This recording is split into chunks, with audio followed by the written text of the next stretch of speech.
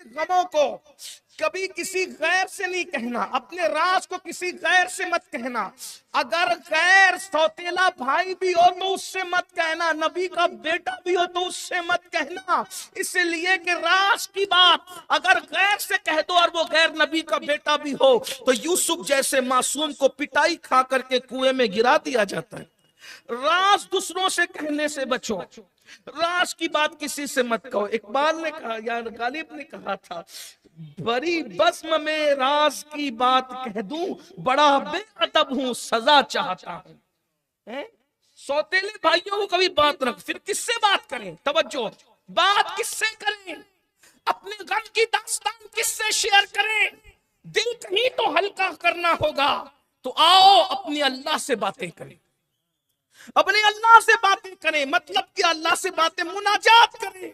जब सब सो जाए उस वक्त अपने गमों के दुखड़ों को लेकर ताजा वुजू करके 2 रकात नफिल पढ़ते, हाथ उठाकर, और नहनु अक़रबु इलैहि मिन हब्लिल वरीद को पर यकीन करते हुए फिर उसे दुखड़ा सुनाओ। फिर देखो रहमतों की बरसात कैसे होती है। अपने नबी को अपना दुखड़ा सुनाओ, तन्हाई में बैठ जाओ, नाते पढ़ो, हुजूर का तसव्वुर करो। अल्लाह शय-ए-रक़्स से ज्यादा करीब है और नबी अन्नबिय्यु औला बिल मोमिनीन मिन अनफुसिहिम, नबी मोमिनों की जान से ज्यादा करीब है। कुरान कह रहा है, जरा एहसास तो करो तन्हाई में तुम्हें कितना मजा आएगा ना जब तुम नबी को अपने साथ महसूस करोगे, खुदा की माइयत खुसूसी महसूस करोगे, तो ऐसा मजा आएगा, दिल में हो याद तेरी, गोशे तन्हाई हो, फिर तो खलवत में अजब अंजुमन आराई हो, आस्ताने पे तेरे सर हो अजल आई हो, और ऐ जाने जहां तू भी तमाशाई हो। तो अपने राज किसी को ना कहो, लड़कियां अपने राज किसी को, पहली बात तो ऐसी जिंदगी मत गुजारो जिसमें कुछ राज भी हो। जिंदगी खुली किताब है, लेकिन अगर कुछ राज आ जाए जिंदगी में शेयर मत करो।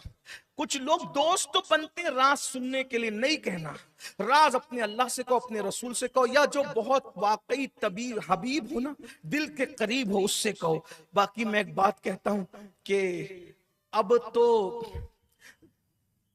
दोस्त तो बहुत मिलते हैं, दिलबर कौन मिलता है? दोस्त तो बहुत है, दिलबर कौन है? किसी कहने वाले ने शायद ये सच्चाई कही थी कि शरीके जश्न हजार है, शरीके गम कोई नहीं, हुसैन आज भी तन्हा है करबला की तरह। आज हर हुसैन तन्हा है, लेकिन कुछ खुशनसीब मेरे जैसे हैं जिन्हें 72 का सदका मिल जाता है। मैं खुश हूं, अल्लाह का शुक्र है, अल्लाह ने मुझे 72 का सदका दिया कि मैं अच्छे साथी अता किया, अल्हम्दुलिल्लाह। अल्लाह इसे नजर बद से बचाए। तो अर्ज ये कर रहा था, पहली चीज ज़िना और सूद पे कंट्रोल करो। नंबर 2, अपने राज अपने अल्लाह के सामने रख, अपने गम अपने दुखड़े अल्लाह के सामने रख, अपने अल्लाह से बातें करना सीखो। बातें करने का मतलब मुनाजात करो, कभी उसको महसूस करो कि वो तुम्हारी शहरत से ज्यादा वाकई करीब है, वाकई करीब। ये कोई किस्सा नहीं है, ये कोई फसाना नहीं है, ये कोई माज़ अल्लाह गड़ी हुई बातें नहीं है। अल्लाह है और शहरत से ज्यादा करीब है। और एक बात बताऊं, मौला मुश्किल कुशा सैयदना अली के मुर्तजा ने तो जबरदस्त बात की, इसी पे बात मैं पूरी कर दूं, वक्त हुआ बात पूरी करूं। अल्लाह अकबर। ये जो खुदकुशी करने वाले सोचते हैं ना कि मेरी हर हाजत पूरी हो, तवज्जो कर, मेरी हर हाजत पूरी हो, याद रखना कोई इंसान नहीं जिसकी हर हाजत पूरी हुई हो दुनिया में। अल्लाह के सच्चे रसूल ने 3 दुआएं की, 2 दुआओं को अल्लाह ने कबूल किया और तीसरे के बारे में फरमाया, महबूब आप ये दुआ ना फरमाएं। हुजूर रो पड़े। तीसरी दुआ ये थी कि अल्लाह मेरी उम्मत में फिरके न पैदा, मेरी उम्मत आपस में लड़े झगड़े न। कब हबीब ये दुआ आप गौर कीजिए, रसूल को महबूब को तालीम उम्मत के लिए कहा जा रहा है कि हबीब आपकी चाहत से किबला बदल देंगे, लेकिन तालीम उम्मत के लिए कि हबीब आपने 2 कांगा दे दिया, तीसरे के लिए आपको भी कहते हैं आप इसका आप महबूब होना, सवाल ना फरमा। तो ये जो हमारे दिमाग में ना कि मेरी हर हाजत पूरी हो, तो दुनिया है जहां हर हाजत पूरी नहीं होती। इंसान यहां से तृष्णा जाता है, जहां हर हाजत पूरी होती है उसको जन्नत कहते हैं। इसलिए खुदकुशी करने वालों से मेरी गुजारिश है कि तूले अमल यानी उम्मीदों को मत बढ़ाओ। ये दुनिया कलील है, यहां समेटो, जितनी चादर है उतना पैर फैलाओ, बहुत ज्यादा हाजतें न डालो। मौला मुश्किल कुशा फरमाते, मैंने अल्लाह को जो पहचाना, इस तरह पहचाना कि मैं इरादे करता हूं और वो मेरे इरादों को तोड़ देता है। तवज्जो, जो अली के इरादों को तोड़ दे उसे अल्लाह कहते हैं। का खैबर उखाड़ना आसान था, लेकिन मेरे इरादे को ही तोड़ता है। मैंने अल्लाह को पहचाना मेरे इरादों के टूटने से। यानी जब मौला अली का भी हर इरादा दुनिया में पूरा नहीं हुआ, तो मेरा और आपका हर इरादा दुनिया में पूरा होगा। तो किसी लड़की को चाहता है कि मिल जाए, नहीं मिली, फांसी पे क्यों लटक रहा है? और फांसी पे क्यों लटक रहे हैं मेरे भाई? जिंदगी गुजारने के बहुत तरीके हैं। बल्कि मैं एक बात अपने नौजवानों से कहता हूं, खुल के कहता हूं, बेहयाई की बात नहीं, दर्द दिल के साथ कह रहा हूं। यार किसी से दिल ही क्यों लगाते? ये बेवफा लोग हैं। बुरा मत मानना लड़के और लड़कियां, लेकिन ये सब गद्दार, मक्कार, फरेबी लोग हैं। किसी का दिल किसी से लगता नहीं, सब झूठ, नफसानियत और खुराफात। देखो एक बात मैं रखता हूं, टाइम अगरचे मुख्तसर है, लेकिन इसको महसूस करना, समझना। लड़कियां भी, बच्चियां भी, समझिए आप भी। मैं समझता हूं कि ये जो 18 साल 17 साल के अक्सर केस लटकने के हो रहे हैं, फांसी के हो रहे हैं, मरने के हो रहे हैं, जहर खाने के हो रहे हैं, उसमें बहुत हद तक की ये सब चीजें भी शामिल है। मैं हालांकि हर एक बंदा इसीलिए नहीं मरता, मगर कुछ चीजें जो मेरे कान पर आई है मैं उसको रख रहा हूं। अगर कोई लड़की किसी लड़के से प्यार करती है तो वो लड़की धोखेबाज है, कोई प्यार नहीं है। कोई लड़का किसी लड़की से प्यार करता है, वो भी मक्कार, गद्दार, अय्यार है, कोई प्यार नहीं। आप कहेंगे सैयद इतनी बड़ी बात तू क्यों कह रहे हैं? मैं एक बात कहता हूं, जिस लड़की से लड़के ने प्यार किया, लड़की ने लड़के से प्यार किया, दोनों ने किस पे क्या एहसान किया वो बताओ। लड़की को देखा, प्यार हो गया, लड़के ने देखा, प्यार हो गया, लड़की ने देखा, प्यार हो गया। कुछ नहीं, किसी का कोई ताल्लुक नहीं। सफेद चमड़ी उधर से देखी, सफेद चमड़ी इधर से देखी, उधर का मेकअप, इधर का मेकअप, और हो गया प्यार, है ना?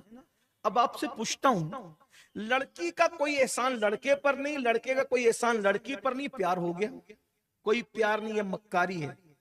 अगर वाकई इसके दिल में प्यार करने वाला दिल होता इसके सीने में, तो जिस माँ ने 9 महीने तक इसको अपने पेट में रखा, उस माँ से इसको प्यार नहीं हुआ। जिसने 9 महीने तक के 3 किलो का बोझ, बढ़ते बढ़ते 3 किलो आखिरी में हुआ, 3 किलो का बोझ, पथरी का बोझ मर्द उठाकर घूम नहीं सकते। कभी तन्हाई में बैठ के माँ की कुर्बानी सोचो। 3 महीने का ये बल्कि 3 किलो का ये वजन, 9 महीने का ये बोझ। पहले दिन जो बोझ होता है ना, पहले मंथ में, वो कम से कम एक छटाक भी अगर ले ले तो एक छटाक किसको है? कभी किसी को एक छटाक की पथरी हुई है? इतनी छोटी सी होती है, 10 mm 8 mm, ऐसे तड़पते हैं ना, दर्द उठता है। तो पथरी के दर्द में ऐसे तड़पते हो, पैदाइश के वक्त माँ के दर्द को कभी महसूस करो। जिस लड़की का कोई एहसान नहीं, उससे आपको प्यार होता है। जिस माँ ने 9 महीने पेट में रखा, 2 साल तक तुम्हें दूध पिलाया, गीले बिस्तर पे सो के तुम्हें अपने सीने पे सुलाया, जिन दिनों तुम बच्चे थे, हम बच्चे थे, माँ ने अपनी नींद की परवाह नहीं की, बाप ने अपनी नींद की परवाह नहीं की। सोचो, उससे प्यार नहीं हुआ? जिस बाप ने उंगली पकड़ के चलना सिखाया, जिस बाप ने अपने मुंह का लुकमा हमारे मुंह में डाला, जिस बाप ने सर्दी, गर्मी, बरसात कुछ नहीं देखा। अरे हमारा बाप ही था, कभी हमाल बन करके उसने मजदूरी की, कभी लूम पर खड़े रहा, लूम से लोहे से 8-8 घंटे 10-10 घंटे लड़ता रहा, सेठ की गाली सुनता रहा, उसके बच्चों की गाली सुनता रहा, लेकिन हमें पालता रहा। धूप को धूप नहीं देखा, माँ ने हुस्न गंवा दिया, बाप ने अपना पूरा शबाब कुर्बान कर दिया। अगर वाकई तुम्हारे सीनों में प्यार वाला दिल होता तो तुम अपनी माँ से प्यार करते, अपने बाप से प्यार करते। जिन्होंने एहसान किया उससे प्यार नहीं, और जिसका कोई एहसान नहीं उससे प्यार हो गया।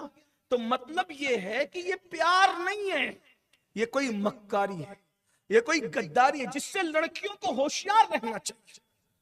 मैं समझता हूं कि 100 में 1-2 अगर कोई हो जाए तो हो जाए, लेकिन बहरहाल हम किसी शैतानी प्यार के कायल नहीं। नफसानियत है ये, नफसानियत, ये सिर्फ नफ्स। लोग लैला मजनू की मिसाल देते हैं, मैं सूफिया की कायनात में बताऊं, लैला कोई वजूद नहीं है, कोई वजूद नहीं है, लैला झूठ है।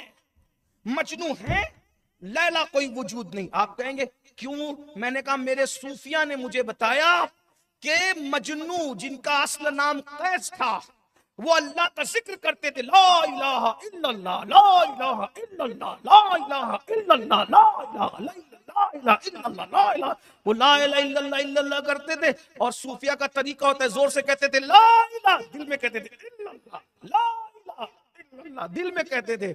पागलों ने सुना और क्या कहा, ला इलाहा को लैला लैला लैला लैला, और इतने किस्से गढ़ दिए। और ये देखो, जब लैला मजनू की दास्तान है तो क्या हम लैला मजनू न बने? ओ पागल, ओ कोई लैला नहीं है, वो लैला है। अगर तू लैला से इश्क करने आ रहा है तो फिर मैं तेरे कदम चुमने के लिए तैयार हूं। सुभान अल्लाह। यूसुफ अलैहिस्सलाम ने भी तो इश्क किया था जुलेखा से, अस्तगफिरुल्लाह। ओ इतने नीचे गिर गए कि नबी को भी तुमने आशिकों की फहरिस्त में खड़ा कर। कोई इश्क नहीं था हजरत यूसुफ अलैहिस्सलाम का जुलेखा से, हजरत जुलेखा का इश्क था हजरत यूसुफ से, और यूसुफ भागते रहे उससे दूर। और बल्कि यहाँ एक हदीस याद आई इमाम गजाली ने जो लिखी, जब जुलेखा ने बुलाया ना बदकारी के लिए, तो उसने 7 दरवाजों के अंदर हजरत यूसुफ को बुला के ताले ताले ताले ताले डाल दिए। हजरत यूसुफ अलैहिस्सलाम के लिए अब तो वो बेफिक्र हो गई। क्यों बेफिक्र हुई? कि मैंने तो 7 ताले डाल दिए ना, अब यूसुफ जाएंगे कहां? लेकिन अल्लाह क्या बता रहा है, वल्लदीना जाहदू फीना लनहदियन्नहुम सुबुलना, जो हमारी राह में कोशिश करते हैं हम उनके लिए रास्ते बना देते। जैसे जुलेखा ने उनको बुलाया बदकारी के लिए, तो हजरत यूसुफ अलैहिस्सलाम, लेकिन यहां एक बात और याद आई, इमाम गजाली ने क्या प्यारी बात लिखी, सुन लीजिए, सुन लीजिए, शायद कभी ये बात मैं सुना सकूं या नहीं। जुलेखा ने जब हजरत यूसुफ को जिना की दावत दी, बहुत खूबसूरत थी। क्यों दी बहुत तफसील से मैं बयान कर चुका हूं कई जगह, लेकिन जुलेखा का एक बुत था, सोने की मूर्ति थी जिसकी वो इबादत करती थी। तो जुलेखा ने अपना दुपट्टा हजरत यूसुफ को जिना की दावत देने से पहले उसके सर पे डाल दिया। हजरत यूसुफ अलैहिस्सलाम ने कहा, ये तूने अपना दुपट्टा इसके सर पे क्यों डाला? कहा तुझसे जिना करना है ना, और ये मेरा खुदा है, तो खुदा के सामने जिना करने में शर्म आती है।